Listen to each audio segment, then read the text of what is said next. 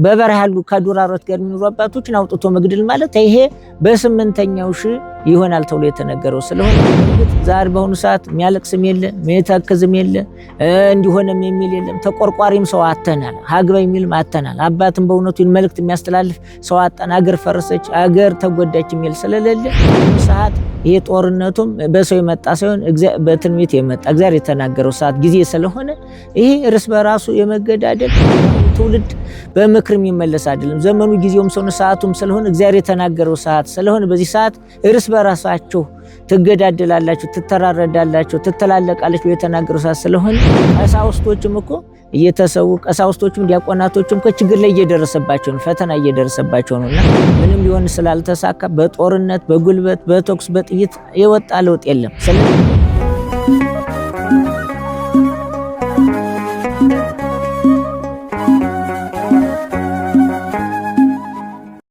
አባ እንዴት አሉ? እግዚአብሔር ይመስገን። ስሞትን ማን በለኝ? አባት አባ ወልደ ሰንበት ጌትነት ነው መባል።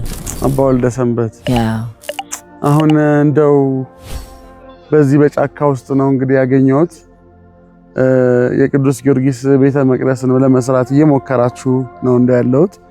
መቼም ሀገራችን ኢትዮጵያ መከራ ላይ ነው ያለችው፣ ችግር ላይ ነው ያለችው።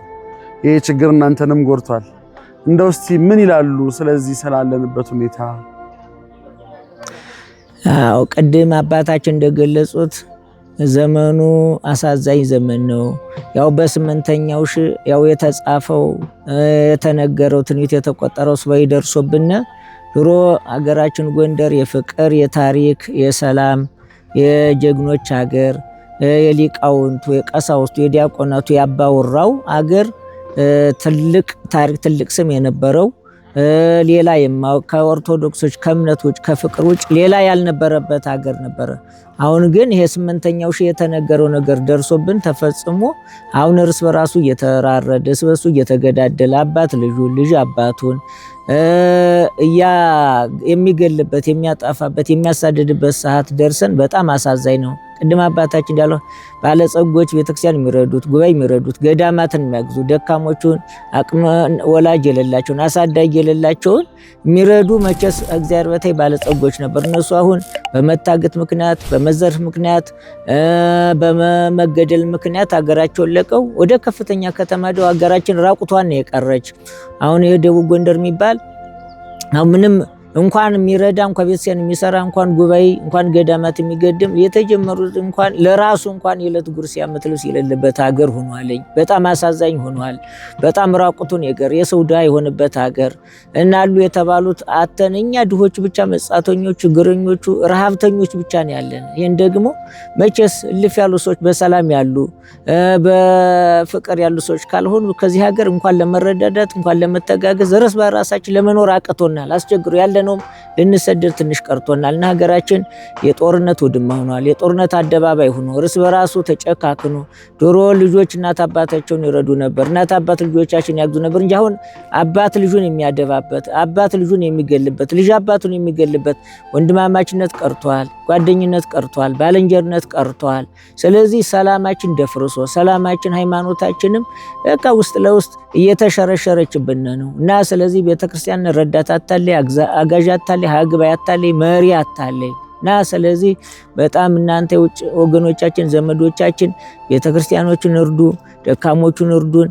እኛም የቀረነው እንዳንሰደድ አገር ለቀን እንዳንፈልሰን እንዳንድ እንደው በእግዚአብሔር ስም ልትረዱን ይገባልና ስለዚህ ሀገራችን የሚያሳዘኝ ሰዓት ደርሰናልና በዚህ መካከል በእውነቱ በተለይ በጦርነቱ በኩል ትርምስ በሙሉ ሰላም በማጣታችን እስበሳችን ባለመደማመጣችን ሀግባይ አተን ተቆጭ አተን ለምንድነው የሚላተን አሁን እረኛ አተን ያለንበት ጠባቂ አተን ያለንበት ሀገሪቱ ተጎዳች፣ ሀገሪቱ በጦር ሜዳ እንዲሆነች ጠፋች ተብሎ ተቆርቋሪ ያጣችበት ሀገር ስለሆነች እንግዲህ እናንተ ደግሞ ውጭ ያላችሁ ሰዎች በሌላ እንኳን በምክርም በትብብርም በጸሎትም በገንዘብም በጉልበትም በንብረትም ተባበሩን በሰማዕቱ በቅዱስ ጊዮርጊስምና አሁንኛ ችግር ላይ አደጋ ላይ ነው ያለነው። ከአደጋ አፋፍ ላይ ደርሰን ያለነውና በዚህ መካከል ወገኖቻችን ዘመዶቻችን እንርዱን ነው ምንል እንድታግዙን እንማጸናለን።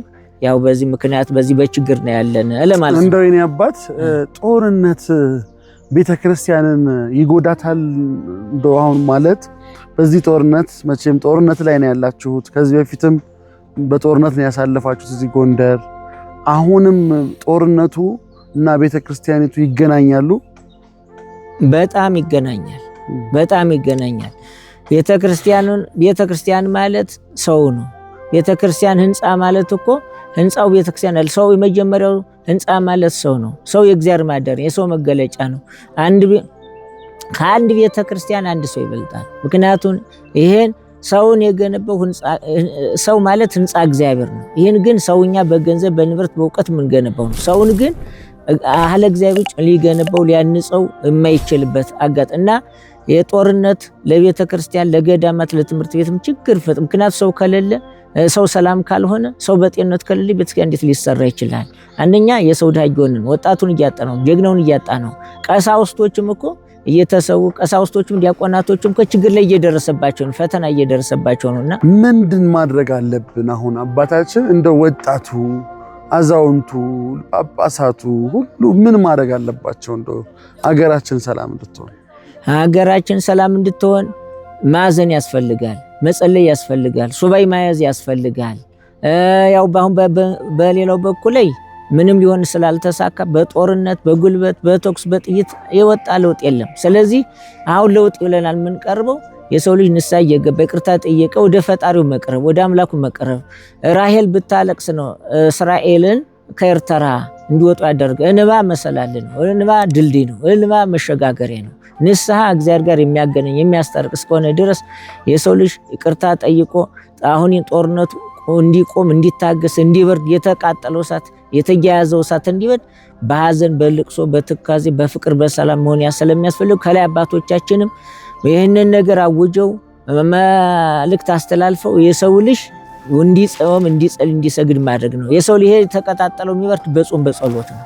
እሺ አባታችን አሁን እንግዲህ ወጣቱ ትናንትና ያውቁታል መቼም እርሶም በተለያዩ ገዳማት አገልግለዋል፣ አባቶችም እየጸለዩ ነው። ወጣቱ ግን የመመለስ ሐሳብ የለውም። በየጭፈራ ቤቱ በየዘፈን ቤቱ አለባበሱ ሁሉ ነገር ከእግዚአብሔር መንገድ እየወጣ ትናንት የነበረ ጎንደር አይደለም ዛሬ መቼም የሚያዩት ነውና ስለሱ ነገር ምን ይላሉ? ወጣቱ አሁን እንዳሉት ከአባቶች ፈቃድ ወጥቷል፣ ከአባቶች ምክር ወጥቷል፣ ከአባት ትእዛዝ ወጥቷልኝ። እንግዲህ ወጣቱ እንደምትሉት ካለባበስ ጀምሮ ከመጋገብ ጀምሮ ካነጋገር ጀምሮ ከአባቶች ከእናቶችን ሽማግሎችን ከማክበር ውጭ ስለወጣ አሁን ወጣቱ ብዙ ጊዜ አንዳንዴ ስራ አጥቶ ነው፣ ተርቦ ነው፣ ተጠምቶ ነው፣ ቀጠር አጥቶ ነው፣ ተምሮ ስራ ላይ ባለመዋሉ ነው ይሄን ችግር እያመጣ መቼስ መዋል ያሳጣ ውሎ የሚገባበት ስላጣ በዚህ ምክንያት ብለን ነው አንዱ ወጣቱም አሁን ከአባቶች አፈንግጦ ከሰና አፈንግጦ ከወላጁ ካሳዳጊው አፈንግጦ ወዲያ ላይ አሁን ለጦርነት የገባ ለችግር የገባ አሁን ወንድሙ ከወንድሙ እንዲው ወንድሙ እያደረገ ከዚህ አንፃር ነው። እና አሁን ትውልድ በምክር የሚመለስ አይደለም። ዘመኑ ጊዜውም ሰዓቱም ስለሆነ እግዚአብሔር የተናገረው ሰዓት ስለሆነ በዚህ ሰዓት እርስ በራሳችሁ ትገዳደላላችሁ፣ ትተራረዳላችሁ፣ ትተላለቃላችሁ የተናገረው ሰዓት ስለሆነ ትንቢቱ ያው በስምንተኛው ያው ፍቅር አይኖርም ብሏል፣ ሰላም አይኖራል ብሏል። ፍቅር ከሰው ላይ ትጠፋለች፣ ፍቅር ከሰው ላይ ትቀዘቀዛለች ብሎ ጌታ የተናገረበት ስለሆነ በአሁኑ ሰዓት ይሄ ጦርነቱም በሰው የመጣ ሳይሆን በትንቢት የመጣ እግዚአብሔር የተናገረው ሰዓት ጊዜ ስለሆነ ይሄ እርስ በራሱ የመገዳደል ሰው ድሮ ባይድ ከባይድ የውጭ ጠላት የውጭ ወራሪ በሃይማኖት የመጣ አገር ሊፈርስ አገር ሊወራ አገርን ሊማርክ የመጣ ነበር። አሁን ግን እርስ በራሱ ይሆን ይሄ የእግዚአብሔር ቃል የፈጣሪ ቃል እንጂ አሁን ሰው ያመጣው ጦርነት እስካለ ድረስ ይሄ ትንቢት አሁን የትንቢቱ የመጨረሻው ሰዓት ዘመኑ ወደ መጨረሻው ሰማይና ምድር ያልፋል ቃሌ ግን ያልፍ ያለው ቃል እየደረሰ ስለሆነ ይሄ ምንም ይሄን ዘመን አሁን ምንም ያው በሱባኤ እርግጥ ዛሬ በሆኑ ሰዓት የሚያለቅስም የለ የሚተክዝም የለ እንዲሆነም የሚል የለም። ተቆርቋሪም ሰው አተናል፣ ሀግባ የሚልም አተናል። አባትም በእውነቱ መልእክት የሚያስተላልፍ ሰው አጣን፣ አገር ፈረሰች፣ አገር ተጎዳች የሚል ስለሌለ በአሁኑ ሰዓት ይሄ የስምንተኛው ግዴታ ነው። ትንቢቱ የተነገረበት ሰዓት አሁን የትንቢት መፈጸሚያ ነን ያለን። በተለያየ ቦታ ኦርቶዶክሶች ተገደሉ መቼም ይሰማሉ አይደል? አዎ። በማህተባቸው አንገታቸው ተቆረጠ። አዎ። ምን ይላሉ እንደው ስለዚህ ምን ያሰማሉ? ይሄ ታዲያው ጊዜው መፈጸም ነው። ሰው በገዳም ያላባት እንዲጸልዩ እንዲያዝኑ ለሀገር እንዲረዱ በጸሎታቸው ነበር እንጂ ገዳም አባቶች ጤዛ ለሰው ድንጋይ ተንተርሰው ግርማ አራዊትን ታግሰው የሚኖሩ አባቶች እንዴት ሊሰዉ እንዴት ሊታረዱ እንዴት እየወጡ እንደሌላ በዓለማዊ ነገር እንኳን ዓለም ጋር የሚገናኙበት ምክንያት የላቸው። ምንን ያሉ ናቸው? ጫካ ያሉ ናቸው። በትዳር ያልተወሰኑ አባቶች ናቸው። በበረሃ ያሉ ከዱር አራዊት ጋር የሚኖሩ አባቶችን አውጥቶ መግደል ማለት ይሄ በ8ኛው ሺህ ይሆናል ተብሎ የተነገረው ስለሆነ አሁን ይሄ ጊዜው ነው፣ ሰዓቱ ነው። መጽሐፍ የተናገረው መጽሐፍ ያስቀምጠው የደነገገው ሰዓት ስለሆነ አሁን ከአባቶች እየታረዱ ነው፣ ቀሳውስት እየታረዱ፣ ካህናት እየተናገሩ ሃይማኖታችንም ውስጥ ለውስጥ በእውነቱ እየተሸጠ ማለት ነው። ሰው ከሌላ ሃይማኖት የለም፣ ትዳር የለም፣ ክርስትና የለም፣ ጥምቀት ቤተክርስቲያን የለም፣ ጉባኤ የለም እና ስለዚህ በሃይማኖታችን ችግር እየደረሰ አደጋ እየደረሰበት ስለሆነ አሁን ይሄ ሁሉ የጊዜው 8ኛው ሺህ ሁሉ የተነገረበት የመፈጸሚያው ሰዓት ነው። በመጨረሻም ስለ ቅዱስ ጊዮርጊስ እንግዲህ እናንተ ቦታ ላይ ስለሚሰራው ቅዱስ ጊዮርጊስ ይንገሩንና ላሉት ለመላው ዓለም እንዲረዷችሁ እንዲያግዟችሁ መልእክት አስተላልፉ። እንግዲህ የሰማዕት ጊዮርጊስ ድሮ እንኳን ጦርነት በተነሳ ጊዜ ከአርበኞች ሰልፈኞች ቅዱስ ጊዮርጊስን ይዘው ነበር ጦርነት የሚሄዱ።